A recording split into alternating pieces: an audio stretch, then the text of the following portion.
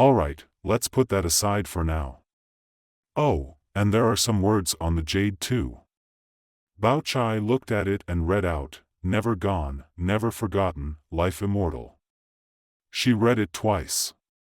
These are the 6 words carved on Baoyu's jade.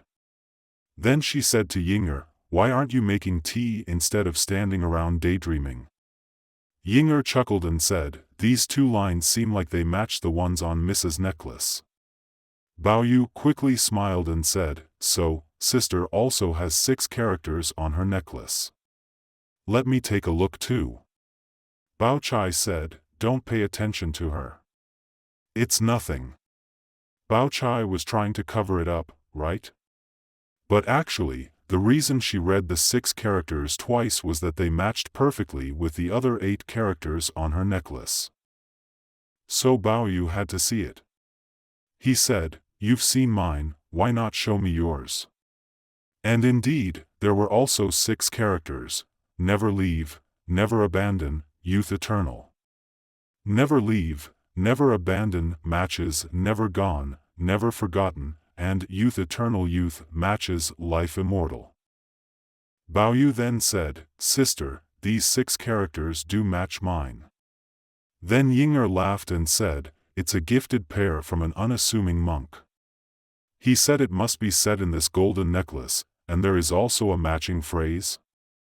In the future, we need to find a match with jade, right?" But Baochai stopped her from continuing and scolded her for not making tea. Why did Baochai avoid and try to cover up? If she didn't have these thoughts, there would be no harm in letting her speak. Let's understand it ourselves, all right? I think this is a case of the more you try to hide, the more obvious it becomes. So, here it's all about Baoyu sitting pretty close to Baochai. He caught a whiff of this fresh, sweet fragrance and couldn't figure out what it was. He asked, "Sister, what's that lovely smell you're wearing?" Baochai replied, "I really can't stand incense. It ruins my nice clothes with that smoky, burnt smell. So what's this fragrance?" After pondering for a bit, Baochai said, "It's the scent of the pills I took this morning." Baoyu exclaimed, "What kind of pills smell so good? Come on, sister, give me a bowl to taste." Baochai laughed and replied, "You're kidding, right? You want to taste my medicine?" Just then, someone outside announced, "Miss Lin is here," and Daiyu appeared. So, it's like this. Lin Daiyu walks in with a little sway in her step. That word, swaying, really captures her special way of walking, you know? Only Daiyu walks like that. Can you imagine Baochai coming in with a sway? Ah, those literary masters and their descriptions. Just by using that word, swaying, we can picture how she effortlessly and gracefully entered, right? Light and free, just like her personality.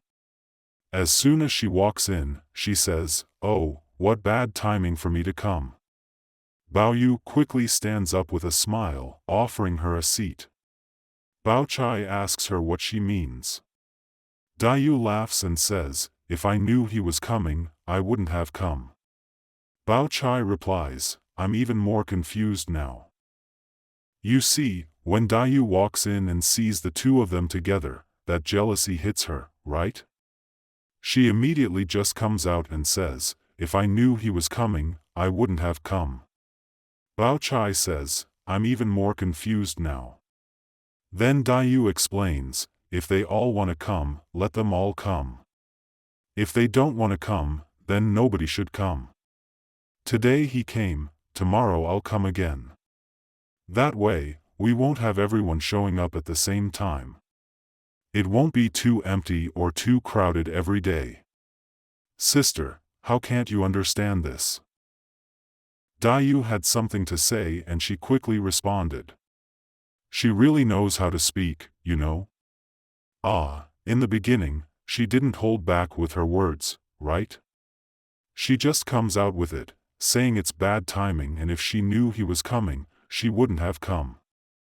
Ah, Baochai had to ask what she meant, and right away, Daiyu gives her a logical explanation. At that moment, Baoyu saw that Daiyu was wearing a jacket with a big red feather-lined collar outside. He asked if it was snowing. The maids outside said, "It has been snowing for half a day." Baoyu said, "Did you bring my cloak?" As soon as Daiyu heard this, she immediately interjected, "If I had come, would he have to leave?" Baoyu smiled and said, "When did I ever say I was going? I just brought it as a precaution." Baoyu went to Baochai's place, followed by his nursemaid, Li Ma, while Xue Auntie was setting out tea and snacks for them to eat. Baoyu praised the delicious hors d'oeuvres which had been prepared by Ning Mansion's Mrs. Zheng. Xue Auntie hurriedly brought out her other homemade smoked goods for him to taste. When Baoyu saw this, he said that wine was necessary with those, so Xue Auntie had someone pour the finest wine for him. Li Ma immediately tried to dissuade him, saying it was fine if it was just Madame Wang that he drank in front of.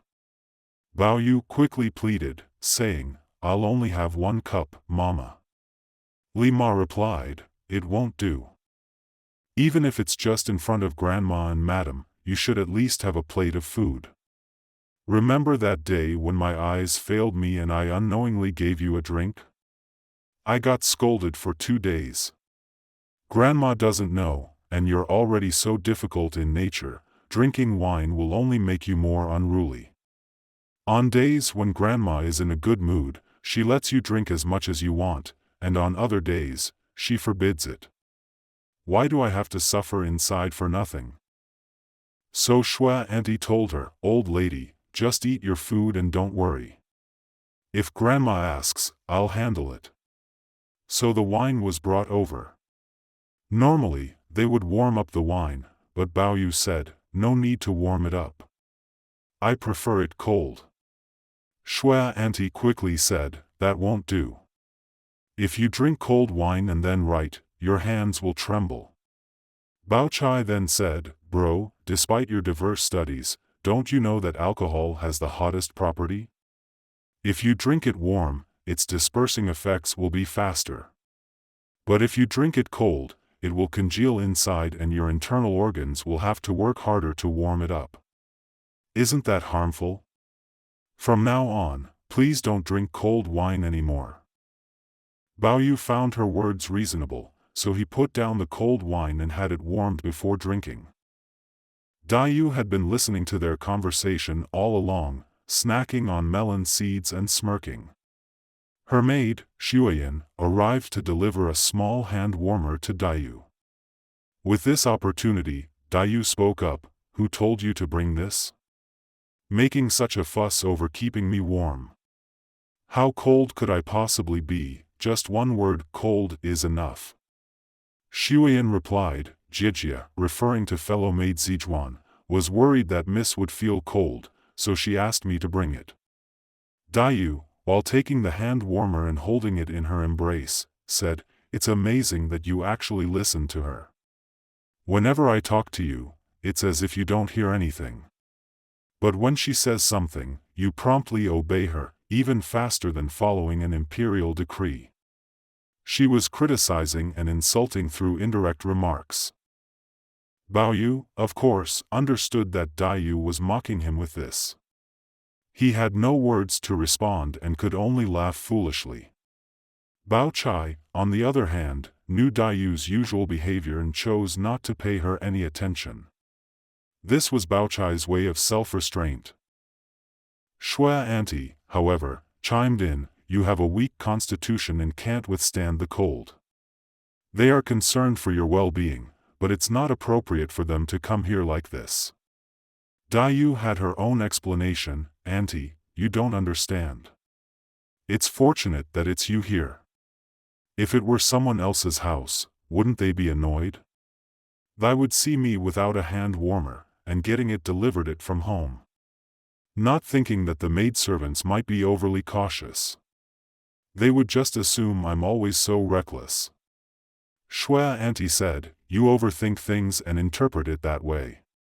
I am not thinking that way." At this point, Baoyu has already had 3 cups of wine.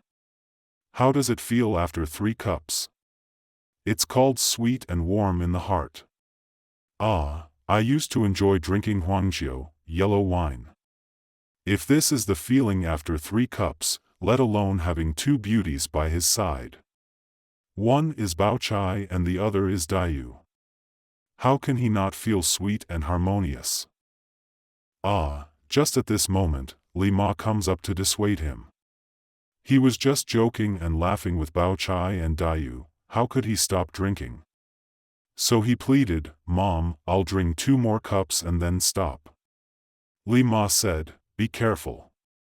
Master is home today, and he might ask you about your studies.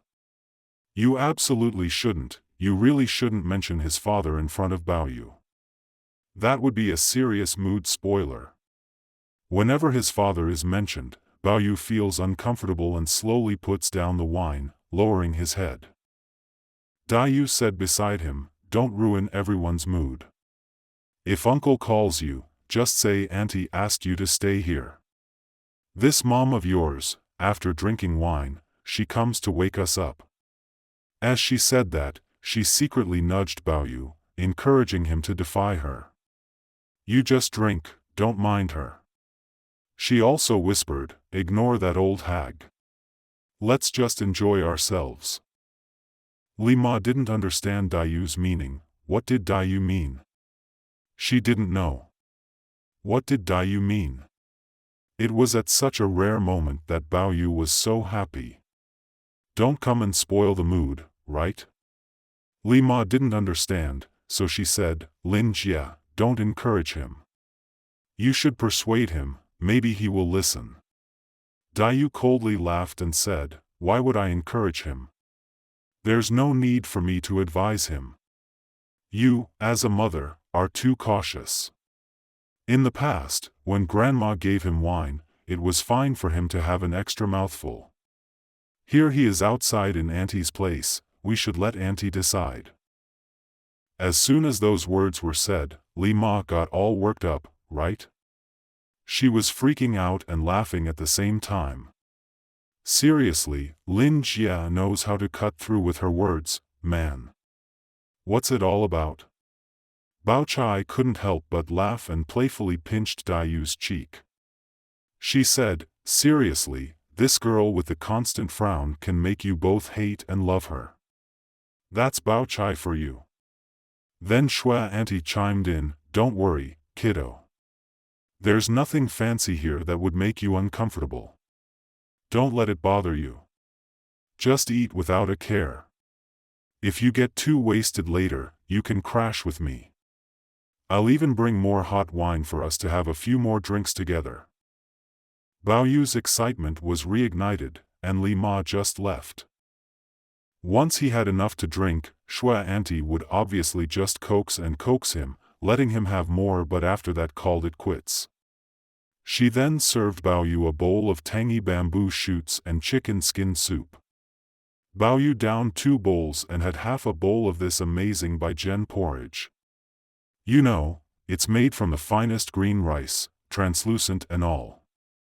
They call it Baijian porridge, made from the top-notch rice cooked into a creamy porridge. After some time, Xue and Lin finished their meal and brewed some tea. They all enjoyed the tea, and Xue Auntie felt relieved. At this moment, Daiyu asked Baoyu if he was leaving.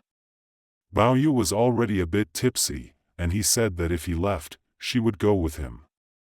Daiyu stood up and said, "We've been here for the whole day, it's time for us to go back." Then a little maid came over, holding a cape. Baoyu slightly lowered his head and told her to put it on. The maid shook the crimson felt cape and then placed it on Baoyu's shoulders, but she was a bit clumsy with her hands. Baoyu said, "That's enough. You foolish girl. Are you not sober? Haven't you seen others wearing it? I'll put it on myself." Where was Daiyu at this moment? She stood by the edge of the Kong and said, "Why bother fussing? Come here, let me see." As soon as she said those words, Baoyu quickly walked over. He couldn't wait. How did Daiyu put the hat on him? This description is interesting. Daiyu used her hands to arrange the crown, gently placed the hood on his forehead, lifted the crimson tassel the size of a walnut and carefully exposed it outside the hat. After arranging everything, she examined him closely and said, "All right, put on the cloak now." This is how Daiyu is. How she helped Baoyu put on the hood, what was the whole process? That's called aesthetics. The hood should look good when worn, how to wear it to look good? Daiyu helped him with that. Here, we can see Daiyu's complete admiration for Baoyu, right? It's all displayed. Hey, someone like you, Baoyu, how should you wear the hood? Let me help you, and after wearing it, I examined it closely before I thought it looked good. Then the two of them bid farewell, that's this section. In this passage, we truly see the contrast between Baochai and Daiyu, the stark difference in their personalities and temperaments. Baochai educates Baoyu, admonishing him not to drink cold wine again. When Li Mama tries to stop Baoyu from drinking, what does Daiyu do? She empathizes with his state of mind. So we have one who educates and one who empathizes. When Daiyu enters the scene, she immediately starts to argue, saying a series of sharp and sarcastic words, right? Baochai is chilled by them. One is chilly, that's Baochai, and one is sharp, that's Daiyu. One is composed, that's Baochai, and one is straightforward, that's Daiyu. Daiyu never hides her love for Baoyu in front of Baochai, right? Look at what she says. You keep on drinking, don't mind her. And then she helps him put on the hat like that, the contrast between Baochai and Daiyu, right? A good wife should be educating us, right?